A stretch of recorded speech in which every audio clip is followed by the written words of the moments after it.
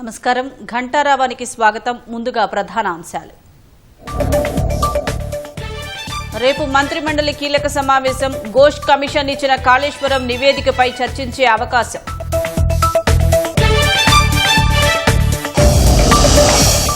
బనకచెర్ల ఆపేందుకు ఎంత దూరమైనా వెళ్తామన్న మంత్రి ఉత్తమ్. ప్రభుత్వ చొరవతోనే ఏపీ ప్రతిపాదనలను కేంద్ర సంస్థలు తిప్పి పంపాయని వ్యాఖ్య. బీఆర్ఎస్ పెద్దలే తనపై అనుచిత వ్యాఖ్యల్ని ప్రోత్సహించారని కవిత ఆరోపణ. కేసీఆర్ వ్యతిరేకుల వ్యాఖ్యల్ని ఆమె వల్లెవేస్తున్నారన్న జగదీష్ రెడ్డి. రంగారెడ్డి జిల్లాలోని ఓ ఫామ్ హౌస్ లో డ్రగ్స్ కలకలం. 2 లక్షల విలువైన మాదక ద్రవ్యాలు, 3 కార్లు స్వాధీనం.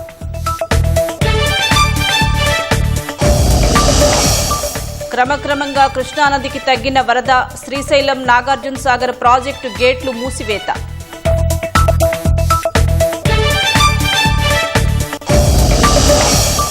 పార్లమెంట్లో బిల్లుల ఆమోదంపై మోదీ సర్కార్ దృష్టి. రేపు లోక్సభ లిస్టింగ్లో క్రీడా, యాంటీ డోపింగ్ బిల్లులు.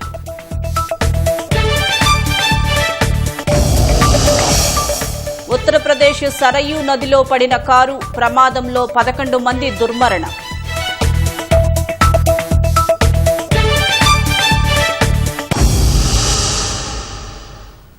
కాళేశ్వరం కమిషన్ నివేదికపై చర్చించి తదుపరి కార్యాచరణ ఖరారు చేసేందుకు రేపు రాష్ట్ర మంత్రివర్గం సమావేశం కానుంది.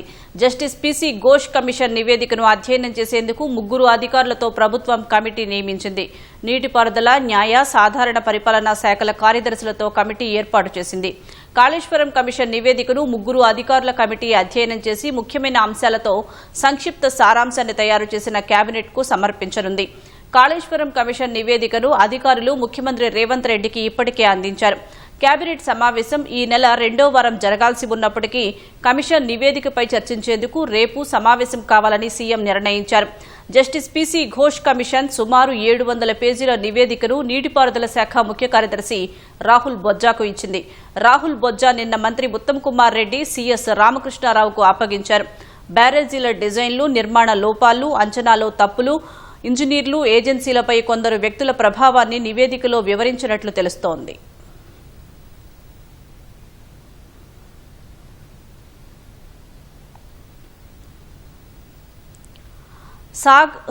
సాగు జలాల అంశంపై ప్రభుత్వం ఎక్కడా రాజీ పడటం లేదని 968 టీఎంసీల నీటి వాటా వినియోగించుకునేలా గోదావరిపై ప్రాజెక్టుల నిర్మాణం చేపడతామని మంత్రి ఉత్తమ్ కుమార్ రెడ్డి స్పష్టం చేశారు.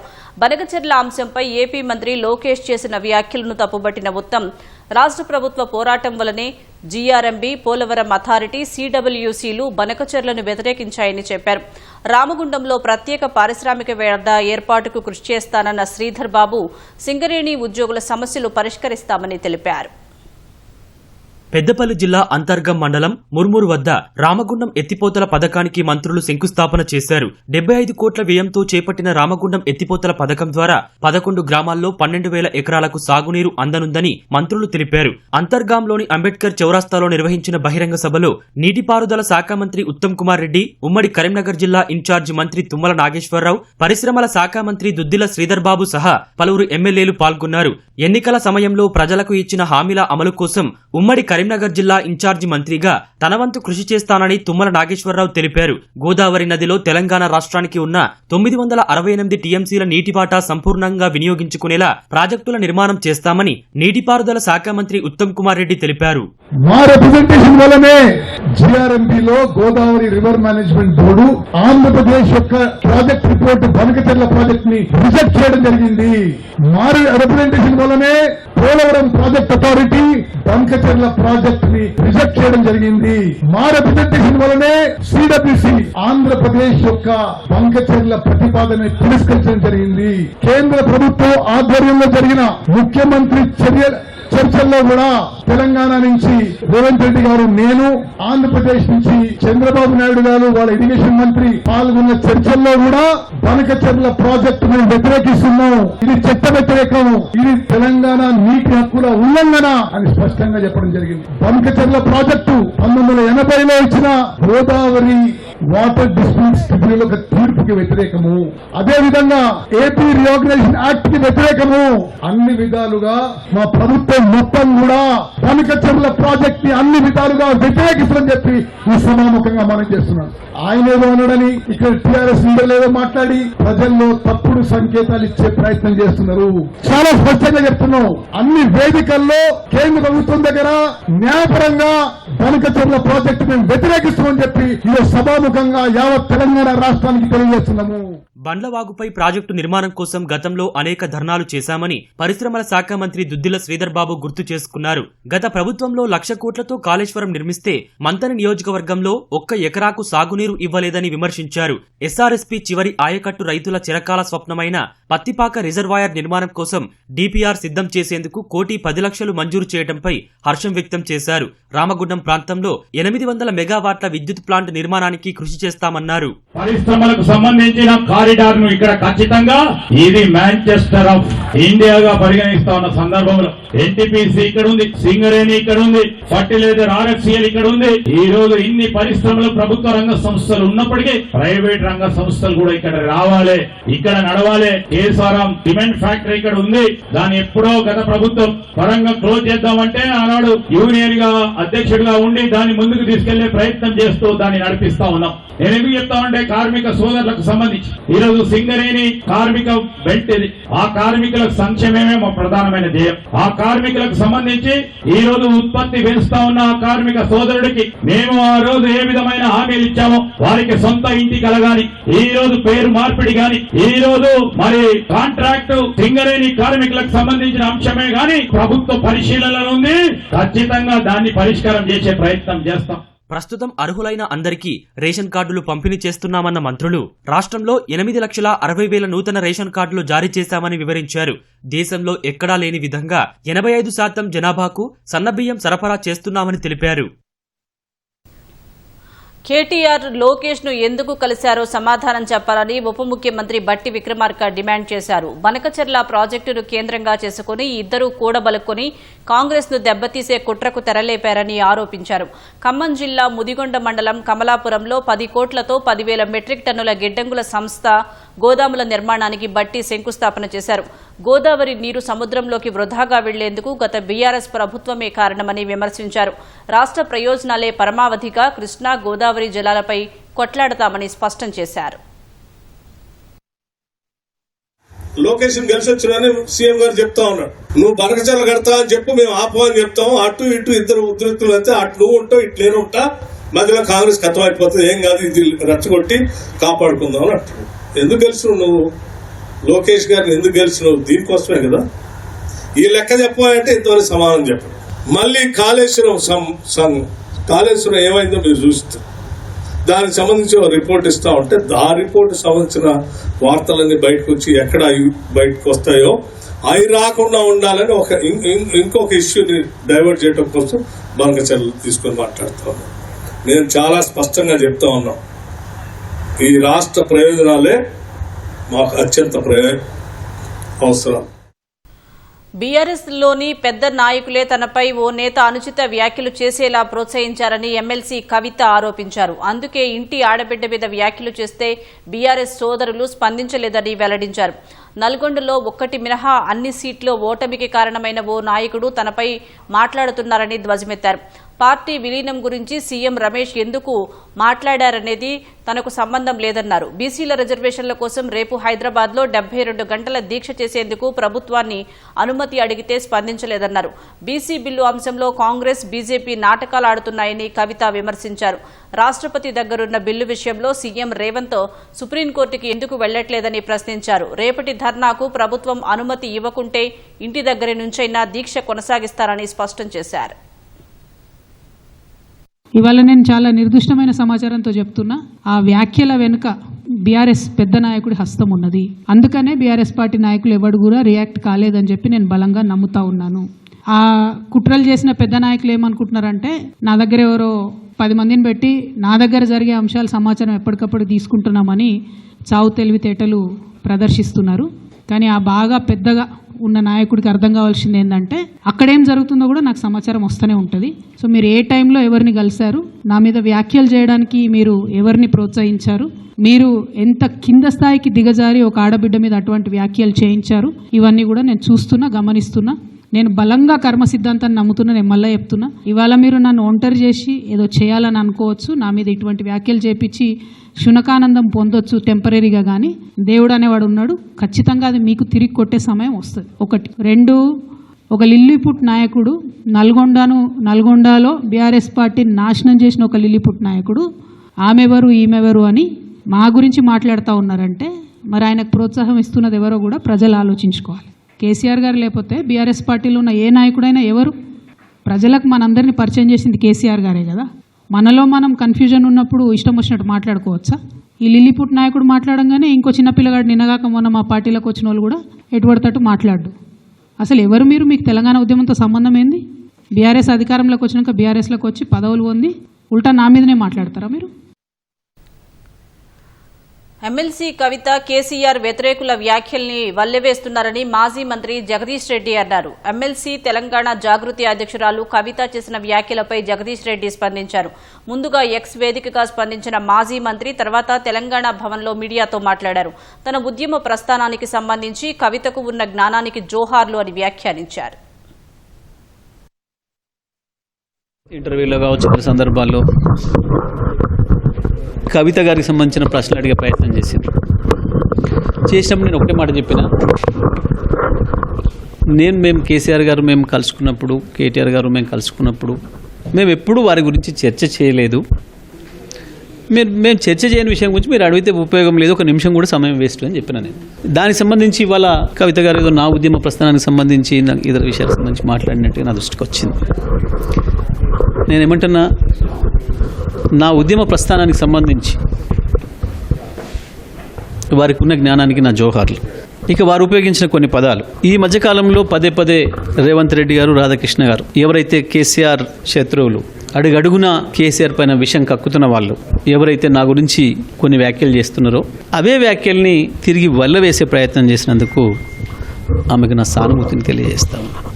పార్టీలో ఆమె పైన వ్యక్తిగతంగా ఆరోపణలు చేస్తున్నప్పుడు కూడా పార్టీ ఎవరు స్పందించడం లేదు. అంటే ఆడబిడ్డగా ప్రజలు ఎందుకు కూడా పార్టీ స్పందించడం ఎందుకు ఆ పరిస్థితి వచ్చిందనే విషయాన్ని వారిని అడగాలి మీరు ఎందుకు మీకు ఆ పరిస్థితి వచ్చింది మరి అనే విషయాన్ని వారిని అడగండి. కేసీఆర్ గారు దానికి ఎందుకంటే దానికి మేము బాధ్యులం కాదు. లేక మీరు ఎవరికి రాసిండ్రు, ఎవరికి ఇచ్చిండ్రు, ఎవరు ఎట్లా పోయింది అనే విషయాల్ని మీకు మాత్రమే తెలిసిన విషయం మరి మీరే చెప్పాలి. మీరు అడగాలి. అది వారిని అడగాల్సిన ప్రశ్నలు మీరు నన్ను అడుగుతున్నారు. అది నాకు సంబంధం లేదు ఆ ప్రశ్నతో. 6 గ్యారంటీలు అమలు చేయలేని కాంగ్రెస్ కు జూబ్లీహిల్స్ ఉప ఎన్నికలో కర్రు కాల్చి వాత పెట్టాల్సిన అవసరం ఉందని బీఆర్ఎస్ కార్యనిర్వాహక అధ్యక్షుడు కేటీఆర్ అన్నారు. తెలంగాణ భవన్లో జూబ్లీహిల్స్ నియోజకవర్గ యూసఫ్గూడ కార్యకర్తలతో సమావేశం నిర్వహించారు. 20 నెలలుగా కాంగ్రెస్ ప్రభుత్వం చేసిన పనులను చూస్తే నమ్మించి మోసం చేసిందే కనిపిస్తోందన్నారు. హైడ్రా పేరుతో నగరవాసిని ముప్పతిప్పలు పెట్టిన కాంగ్రెస్ కు ఓటు వేయడం అంటే ఓటర్లు తమను తాము మోసం చేసుకోవడమే అన్నారు. మహిళలకు 2,500 రూపాయలు ఇవ్వలేని వ్యక్తి వారిని కోటీశ్వరులు చేస్తానంటే ఎలా నమ్ముతామని ప్రశ్నించారు. జూబ్లీహిల్స్ లో మనం డీలా వాడి లైట్ తీసుకున్నామా, ఎట్లా గెలుస్తున్నామని చెప్పి ఏం జరుగుతుంది ఎరికేనా? తెల్లారి నుంచి రైతు బంధు ఏం లేకపోయినా నడుతూనే ఉంది. నిన్నటిదాకా కింద పడి మీద పడి 2,000 పెన్షన్ ఇస్తుండు కదా, అది కూడా కోసి పారేస్తాడు. అవి కూడా రావు. అందుకే నేను అంటున్నా, ఈ ప్రభుత్వానికి సురుకు పెట్టాలంటే, కర్రు కాల్చి వాత పెట్టాలంటే అది బీజేపీతో కాదు. బీజేపీ కాంగ్రెస్ వాడు ఒకటే, దొందే. ఇద్దరు మంచిగా అండర్స్టాండింగ్ లో పనిచేస్తాను. 20 నెలల రేవంత్ రెడ్డి పాలన, 20 నెలల రేవంత్ రెడ్డి కుంభకోణాలు బయటికి రాకుండా కాపాడుతున్నది ఎవడంటే బీజేపీడే. ఇవాళ మీరు ఆలోచన చేయండి. నా మీద కేసు అవుతుంది, కేసీఆర్ సార్ మీద కేసు అవుతుంది, మన పార్టీలుండి అందరు నాయకులు గట్టిగా ఎవరైతే మాట్లాడుతారో అందరి మీద కేసులు పెడతారు. అది ఒక్క కాంగ్రెస్ మీద కేసు ఎందుకు పెట్టరు? ఆలోచన చేయాలి కదా. మరి మనం కూడా బీజేపీ వాళ్ళు నిజంగా అంత పార్టీ వాళ్ళు అయితే, వాళ్ళు నిజంగానే నియతుంటే వాళ్లకు ఎందుకు కేసులు పెడతలేరు? మరి ఇవాళ ఏం అక్కరున్నది నీకు రేవంత్ రెడ్డిని కాపాడేది? వాళ్ళిద్దరు ఎజెండా ఒక్కటే, మోదీది రేవంత్ రెడ్డిది ఎజెండా ఒకటే, ఖచ్చితంగా కేసీఆర్ బొండిగా విసికేయాలి, తెలంగాణ గురించి మాట్లాడటం లేకుండా చేయాలి, మన ఇద్దరం ఆడుకోవాలి, మైదానం ఖాళీ కావాలి, మన ఇద్దరం ఆడుకోవాలన్నది వాళ్ళ ఎజెండా. రంగారెడ్డి జిల్లా చేవెళ్లలో పుట్టినరోజు వేడుకల పేరుతో చేస్తున్న డ్రగ్స్ పార్టీని ఎక్సైజ్ పోలీసులు భగ్నం చేశారు. పార్టీలో పాల్గొన్న 6గురిని అదుపులోకి తీసుకుని డ్రగ్స్ పరీక్షలు చేయగా పాజిటివ్ వచ్చింది. సిగరెట్లు, మద్యం సీసాలతో పాటు డ్రగ్స్ ను స్వాధీనం చేసుకుని నిందితులను రిమాండ్ కు తరలించారు. వీరంతా ఐటీ ఉద్యోగులుగా పోలీసులు గుర్తించారు. పుట్టినరోజు వేడుకల కోసమంటూ సెరెన్ ఆర్చ్డ్ ఫామ్ హౌస్ కు అబ్జిత్ బెనర్జీ అనే ఐటీ ఉద్యోగి బుక్ చేసుకున్నాడు. స్నేహితులు, సహోద్యోగులతో కలిసి మొత్తం 8 మంది గత రాత్రి ఫామ్ హౌస్ లో పార్టీ నిర్వహించుకున్నారు. ఆ పార్టీలో డ్రగ్స్ వినియోగిస్తున్నారనే పక్కా సమాచారంతో ఎక్సైజ్ స్టేట్ టాస్క్ ఫోర్స్ పోలీసులు ఆకస్మిక తనిఖీలు చేశారు. సిగరెట్లు, మద్యం సీసాలతో పాటు మాదక ద్రవ్యాలను గుర్తించారు. వాటి విలువ 2 లక్షల రూపాయల వరకు ఉంటుందని తేల్చారు. పార్టీలో పాల్గొన్న వారిలో 2 పరారవ్వగా 6గురిని అదుపులోకి తీసుకున్నారు. అనంతరం కోర్టులో హాజరుపరిచి రిమాండ్ కు తరలించారు.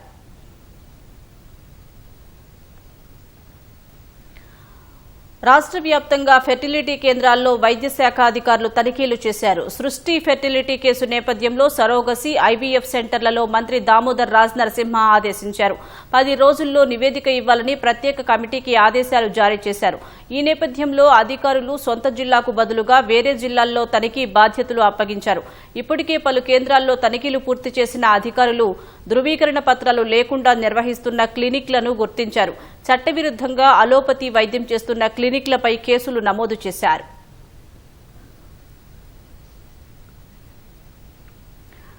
సృష్టి ఫెర్టిలిటీ సెంటర్ కేసులో కృష్ణ అనే మరో ఏజెంట్ను హైదరాబాద్ గోపాలపురం పోలీసులు అరెస్టు చేశారు. నిన్న ఏజెంట్లు హర్షరాయ్, సంజయ్, రిసెప్షనిస్ట్ నందినిని అరెస్టు చేయగా ఇప్పటి వరకు సృష్టి కేసులో అరెస్టు చేసిన వారి సంఖ్య 12 మందికి చేరింది.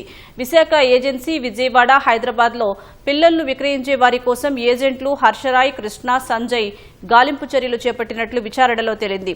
ఎక్కువ మంది పిల్లలు, పేద కుటుంబాలే లక్ష్యంగా చిన్నారులను సేకరించి రిసెప్షనిస్ట్ నందినికి అప్పగించేవారు. డాక్టర్ నమ్రతను విశాఖ కేంద్ర మేనేజర్గా ఉన్న కళ్యాణితో కలిపి పోలీసులు ప్రశ్నించారు. శ్రీశైలం జలాశయానికి వరద ప్రవాహం క్రమంగా తగ్గుతోంది. జలాశయం అన్ని గేట్లను ఇప్పటికే మూసివేశారు. జూరాల, సుంకేసుల ప్రాజెక్టుల నుంచి శ్రీశైలం జలాశయానికి 135,435 క్యూసెక్కులు వచ్చి చేరుతున్నాయి. శ్రీశైలం నుంచి 85,851 క్యూసెక్కులు అవుట్ఫ్లో అవుతోంది. పోతిరెడ్డిపాడు హెడ్ రెగ్యులేటరీ నుంచి 20,000 క్యూసెక్కులు, ఎడమగట్టు విద్యుత్ కేంద్రం నుంచి 35,315 క్యూసెక్కులు, కుడిగట్టు విద్యుత్ కేంద్రం నుంచి 30,536 క్యూసెక్కులు విడుదల చేస్తున్నారు. శ్రీశైలం పూర్తి స్థాయి నీటి మట్టం 885 అడుగులు కాగా ప్రస్తుతం 882.10 అడుగులకు చేరింది. ప్రాజెక్టు పూర్తి స్థాయి నీటి నిల్వ సామర్థ్యం 215.80 టీఎంసీలు కాగా ప్రస్తుతం 199.73 టీఎంసీల నిల్వ ఉన్నాయి. ఎగువ నుంచి వరద ప్రవాహం తగ్గడంతో నాగార్జున సాగర్ ప్రాజెక్టు గేట్లు అన్నీ మూసివేశారు. ఉదయం వరకు 10 గేట్లతో నీటిని విడుదల చేసిన అధికారులు ఇన్ఫ్లోకు తగ్గట్లుగా గేట్లను తగ్గిస్తూ వచ్చారు. పైనుంచి వరద తగ్గడంతో పూర్తిగా అన్ని గేట్లు మూశారు. సాగర్ పూర్తి నీటి మట్టం 590 అడుగులు కాగా ప్రస్తుతం 585.80 అడుగుల మేర ఉన్నాయి. ప్రాజెక్టు పూర్తి నీటి నిల్వ 312.04 టీఎంసీలు కాగా ప్రస్తుతం 299.74 టీఎంసీల నీటి నిల్వ ఉంది. బీహార్లో ఓటర్ల జాబితా ప్రత్యేక సమగ్ర సవరణ ఎస్ఐఆర్పై పార్లమెంట్లో వాయిదాల పర్వం కొనసాగుతున్న తరుణంలో క్రీడా బిల్లు ఆమోదానికి మోదీ సర్కార్ పావులు కదుపుతోంది. సోమవారం క్రీడా బిల్లు ఆమోదానికి ప్రయత్నం చేయనుంది. బీసీసీఐ సహా దేశంలోని క్రీడా సమాఖ్యల్లో పూర్తి పారదర్శకత తీసుకువచ్చేందుకు ప్రతిపాదించిన బిల్లును సోమవారం లోక్సభ లిస్టింగ్లో చేర్చారు. నేషనల్ యాంటీ డోపింగ్ బిల్లును కూడా లోక్సభ ఆమోదం కోసం లిస్టింగ్ చేశారు. మణిపూర్లో రాష్ట్రపతి పాలనను మరో 6 నెలలు పొడిగించేందుకు ఉద్దేశించిన తీర్మానం సోమవారం రాజ్యసభ లిస్టింగ్లో చేర్చారు. బీహార్లో ఓటర్ల ప్రత్యేక సమగ్ర సవరణ ఎస్ఐఆర్పై చర్చించాలని విపక్షాలు ముక్త కంఠంతో డిమాండ్ చేస్తున్నాయి. కానీ ఈ డిమాండ్ను ప్రభుత్వం పెద్దగా పట్టించుకోవడం లేదు. రాజ్యాంగబద్ద సంస్థ అయిన ఎన్నికల సంఘం గురించి సభలో చర్చించరాదని 1980 నుంచి 89 వరకు స్పీకర్గా పనిచేసిన కాంగ్రెస్ సీనియర్ నేత బల్రాం జాకడ్ రూలింగ్ ఇచ్చిన విషయాన్ని కేంద్ర మంత్రి కిరణ్ రిజిజు గుర్తు చేస్తున్నారు. ఈసీ నిర్ణయాలపై చర్చించాలో వద్దో నిబంధనల ప్రకారం సభాధ్యక్షుడే నిర్ణయించాల్సి ఉంటుందని ఆయన చెబుతున్నారు. ఒకవేళ పార్లమెంట్లో విపక్షాల ఆందోళన కొనసాగితే నిరసనల నడుమే బిల్లులు ఆమోదించుకోవాలని భావిస్తున్నట్లు ప్రభుత్వ వర్గాలు తెలిపాయి.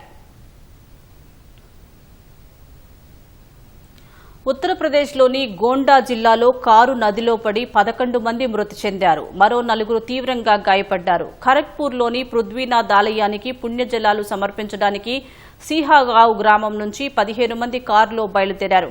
వారు ప్రయాణిస్తున్న కారు గోండా జిల్లాలోని బెల్వా బహుతాబ్ ప్రాంతానికి వచ్చేసరికి అదుపు తప్పి పక్కనే ఉన్న సరయూ నదిలోకి దూసుకుపోయింది. ఆ సమయంలో కారులో డ్రైవర్ సహా 15 మంది ఉన్నట్లు పోలీసులు వెల్లడించారు.